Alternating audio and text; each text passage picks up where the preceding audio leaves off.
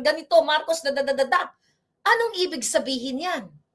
Pinapatay ang kalayaan ng mga fans para iparating. Dapat nga maging ano ka pa instrumento ka pa, small Maging instrumento ka sa mga fans mo. When you are a celebrity or a public figure, mayroon kang obligasyon, obligasyon siguro, sabihin na natin. Meron kang tungkulin para sa iyong mga fans. Unless na lang puro trolls talaga yung nagpo-comment sa'yo. But human being na nag-a-admire sa'yo. Ano ang sabi ng mga comment section? I love you, Small, but not this frog. Small, love kita, pina-follow kita, pero hindi itong putang inang first lady na kawatan. Ipakita nyo sa tao. Hindi suppress nyo. Di ba? May nagsabi, unfollow na kita, Small, kasi ganito, ganyan, ganyan. Do you think tanga ang taong bayan?